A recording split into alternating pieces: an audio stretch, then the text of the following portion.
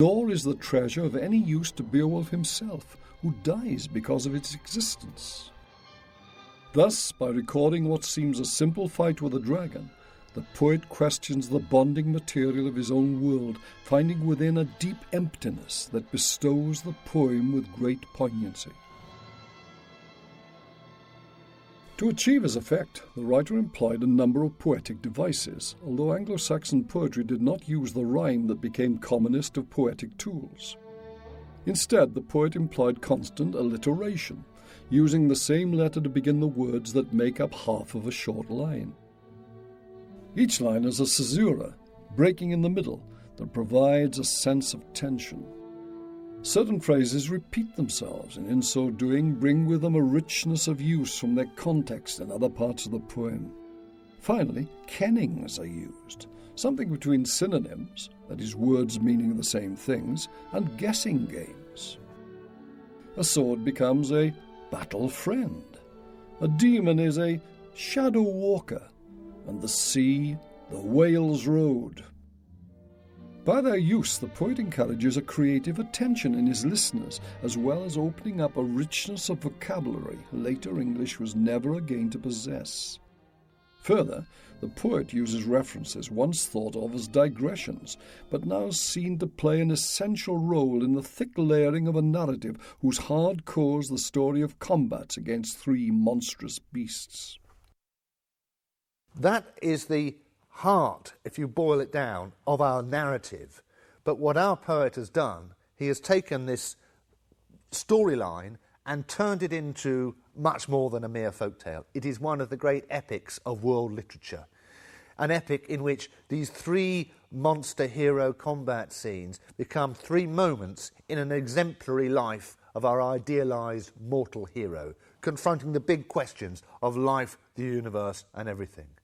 And interwoven into that basic threefold structure are the ancestral traditions and legends of the Old English people, woven into it that gives it its great geographical and historical perspective located in the 6th century Northlands.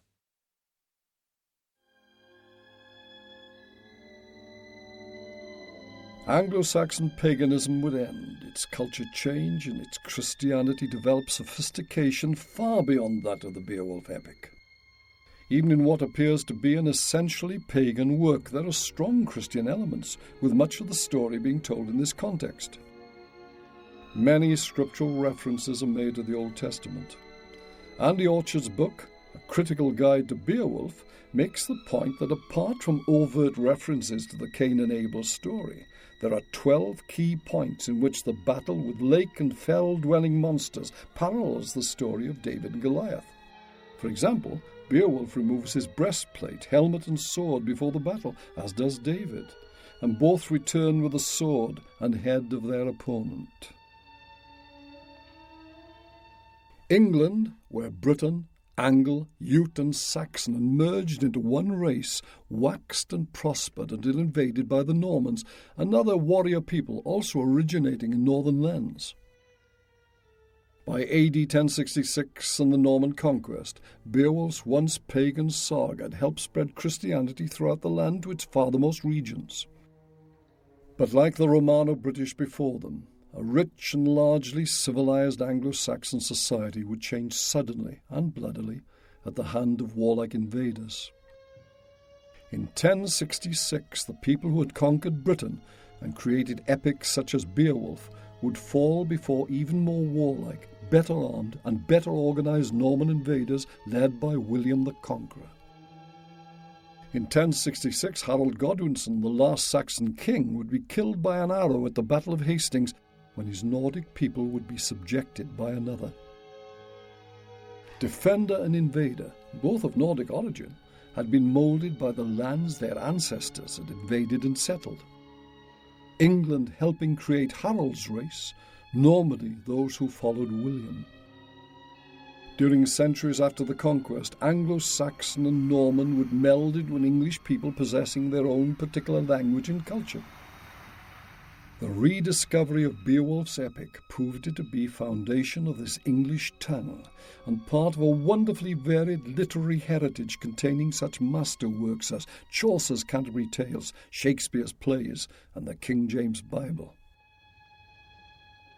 Churches and cathedrals that developed from the early faith of Beowulf's race still dominate the land these peoples once occupied, while much of their former pagan beliefs remain interwoven into British legend and folklore. But even more important is that the tongue in which Beowulf was written founded modern English, a worldwide international language whose continuing evolution provides a subtlety, vocabulary, and richness far beyond that of any other. Part of me says that the Beowulf story really is exactly what the Anglo-Saxons were about. When you're talking about archaeology and evidence all the time, it's very difficult to get into the minds of the people who lived then. But I think the Beowulf story is a fantastic insight into their minds. Even though no acknowledged funeral mound marks where lies this vanished hero, Beowulf's greatest memorial is the wondrous language his epic poem helped found. So lamented the Geats people, the fall of their loaf-lord, his hearth companions. They said that he were of world kings, of men the mildest, and the gentlest, to his people the kindest, and for fame the most earnest.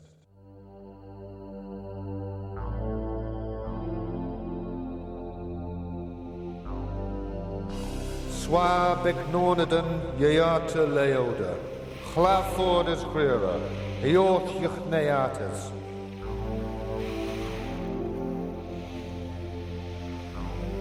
Quedan Datiwara, Warold Kuninga, Mana Mildost, and Mon Thwarost, Leodum Lidost, and Lof Yeonost.